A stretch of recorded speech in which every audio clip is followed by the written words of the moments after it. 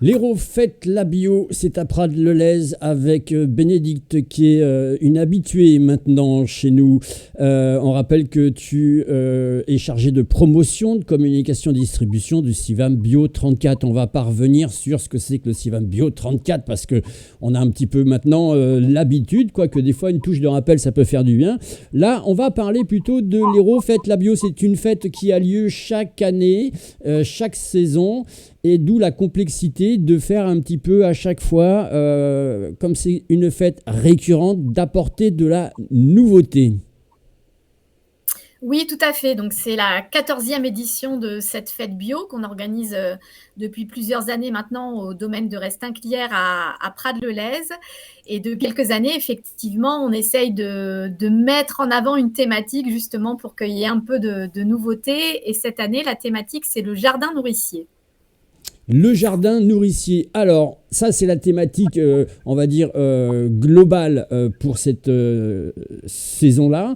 Mais il n'y a pas que ça. Il va y avoir des balades botaniques, il va y avoir des ateliers plantes médicinales et fabrication de baumes, de soins.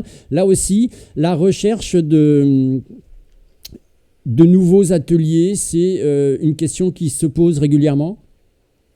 Oui, tout à fait. En fait, on veut faire de cette journée vraiment une journée festive et pas seulement un marché, parce que le cœur aussi de l'événement, c'est ce marché avec des producteurs et des transformateurs. Mais vraiment, pour passer un bon moment et prendre le temps d'échanger, on prévoit effectivement pas mal de conférences et d'animations. Donc là, c'est vrai que, on fait appel notamment aux associations d'éducation à l'environnement qui peuvent être présentes cette année et qui vont proposer des animations. Donc notamment, tu as cité la fabrication de baumes de beauté et une balade botanique qui est proposée par le réseau Semeurs de Jardin. Alors il y aura aussi des conférences, bien sûr, parce que ça fait partie de la chose. On a envie à la fois de découvrir plein de choses, mais on a envie aussi d'apprendre. Et là, justement, il y a des conférences qui sont basées sur des échanges. En fait, c'est le but. Hein, c'est pas qu'une conférence où on s'assoit, c'est le fait de pouvoir échanger, poser des questions, je suppose. Oui, voilà, c'est vrai que c'est des intervenants qui sont vraiment dans l'opérationnel, donc qui peuvent effectivement, il y a un petit temps de présentation sur ces conférences, mais ce qui est surtout riche, c'est les échanges. Donc là, sur le jardin nourricier, on a une personne aussi habituée de la foire bio, qui est Catherine Garnier des Jardins de Tara, qui fait chaque année une intervention et qui va faire une conférence cette année sur quel jardin pour l'avenir, par rapport justement à tout ce qui est changement climatique, quelle espèce adopter au jardin. Et on a une autre conférence qui est à 15 heures, qui est peut-être un peu plus pointue, qui est les atouts de la greffe sur fruitiers sauvages, pareil pour les vergers de demain. Là, on est vraiment sur des thématiques, comment adapter son jardin aujourd'hui pour qu'il puisse nous nourrir demain. Donc Le ça, c'est fait, avec Clément Pless de la pépinière Le Point Clé. le fait d'avoir choisi cette thématique, le jardin nourricier, ça veut dire qu'aujourd'hui, on s'aperçoit que les gens ont beaucoup plus de jardins qui plantent davantage de choses. Oui, alors effectivement, il y a toujours cette envie de jardiner, de s'occuper de son jardin. Enfin, nous, en tous les cas, dans les échanges qu'on peut avoir avec le grand public, on voit qu'il y a eu vraiment un essor de vouloir s'occuper de son jardin depuis le Covid. Et après, nous, d'un point de vue professionnel, accompagnement de producteurs, en tous les cas, on se rend compte qu'on a beaucoup de nouveaux projets sur l'adaptation au changement climatique, le développement de nouvelles filières sur la région. Donc, c'est aussi l'occasion de parler de ces thématiques au grand public. Et puis, il y aura toujours, comme chaque année, je suppose, un lâcher d'oiseaux. Voilà, c'est ça, C'est c'est la ça, c'est ça. tradition, hein. Voilà, c'est un peu une tradition, c'est vraiment un moment attendu. C'est vrai qu'on a un public très familial à cette heure-là. En général, on le fait autour de l'heure du déjeuner. Voilà, en général, c'est vers 12h30. Il faut aussi que les oiseaux soient dans de bonnes conditions. Donc voilà, c'est toujours un petit peu, voilà, peut y avoir quelques minutes d'attente, mais c'est toujours un moment très attendu. Donc ça se fait avec l'association Goupil Connexion, qui est présente aussi depuis le début, et voilà, qui a un hôpital pour soigner justement tous ces oiseaux, et on leur permet de retrouver leur liberté ce jour-là. On les lâche sur le parvis devant le château au domaine de Restinclière à Prades-le-Lez. Et je crois qu'elle a son hôpital, d'ailleurs, la vétérinaire, parce que c'est une femme, sur la Roque, si je ne me trompe pas. Voilà, c'est ça, exactement. Voilà, j'ai eu la chance de pouvoir faire quelques images là-bas. Elle fait un travail fantastique. Il y aura aussi une tombola. Alors j'ai envie de dire, putain, c'est génial une tombola. Mais qu'est-ce que je vais gagner?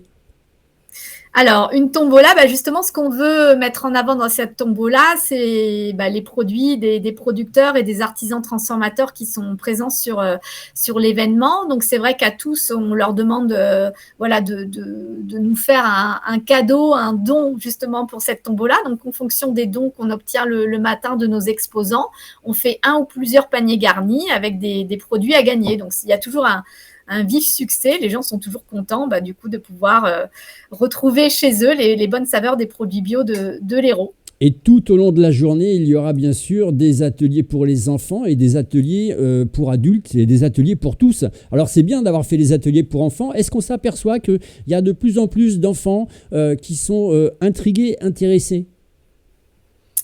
En tous les cas, oui, sur les stands qu'on peut faire grand public. On était récemment au Festival de la Tomate où on a fait un atelier qu'on refait cette année, ici aussi à la Fête Bio, reconnaissance des graines, reconnaissance des plantes et semis.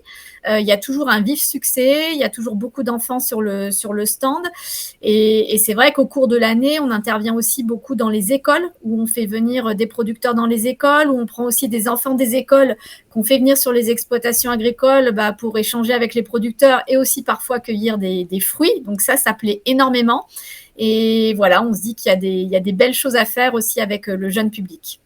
Et je lis aussi, parce que j'ai le programme sous les yeux, qu'il y aura la présence de plusieurs associations d'éducation à l'environnement. Là aussi, c'est important d'initier dès le plus jeune âge. Oui, tout à fait. Et c'est vrai que ces associations d'éducation à l'environnement qui font partie, pour certaines, du réseau Coopère, interviennent beaucoup aussi tout au long de l'année dans les écoles. Donc, c'est vrai qu'on peut en citer plusieurs parce qu'on en a qui reviennent régulièrement. Donc, on a parlé tout à l'heure de semeurs de jardin. On a aussi la LPO. On a aussi les écologistes de Leuzière, Nature et Progrès, donc les jardins de Tara dont on a parlé tout à l'heure, et aussi d'autres associations type Naturellement en famille aussi qui font des travaux formidables et voilà, qui proposent des tas d'animations sur leur stand. Donc ça, c'est vrai que c'est chouette puisqu'on peut vraiment passer un bon moment en famille. Et puis un petit clin d'œil quand même pour la réalisation de cet événement, c'est au département de l'Hérault, puisque vous êtes sur le domaine du département de l'Hérault. Voilà, on est sur le domaine du département de l'Hérault. Donc, l'événement se fait en partenariat avec la Maison départementale de l'environnement et avec le soutien financier de la direction de l'agriculture. Donc, ça, c'est vrai que c'est dans le contexte actuel compliqué de restrictions budgétaires. On a fait un point avec le département et c'était vraiment un événement qui souhaitait encore soutenir cette année. Donc, c'est vrai que malgré les restrictions de budget, on va essayer de faire de cette journée un bel événement et on espère que le public sera au rendez-vous. Et on précise que c'est une entrée gratuite.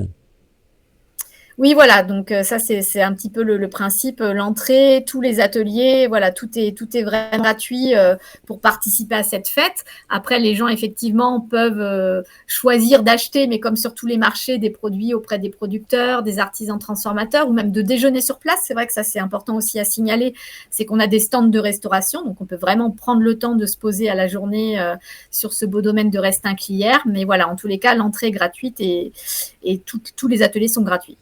Et en principe, il devrait faire beau parce que c'est en majorité en extérieur. Donc la petite goutte de pluie, c'est pas bon signe. Donc on va croiser les doigts pour qu'il fasse beau. Au niveau météo, ça devrait passer quand même. Oui, voilà, on suit avec attention la météo puisque la semaine dernière, il nous annonçait de la pluie. Mais là, on voit qu'il y aura quelques gouttes de pluie peut-être l'après-midi, mais qu'après, globalement, on devrait encore avoir une belle journée ensoleillée comme on a pu en avoir le week-end dernier ou cette semaine. Bénédicte était avec nous pour nous parler de l'Hérault Fête la Bio. C'est ce week-end de 9h30 à 18h au domaine de Restinquilière. Si vous voulez faire gagner un reportage, vous avez l'habitude maintenant. Il vous suffit de voter le chiffre en haut à droite qui vient de s'afficher. C'est le chiffre 3. Merci beaucoup Bénédicte. Merci beaucoup Willy.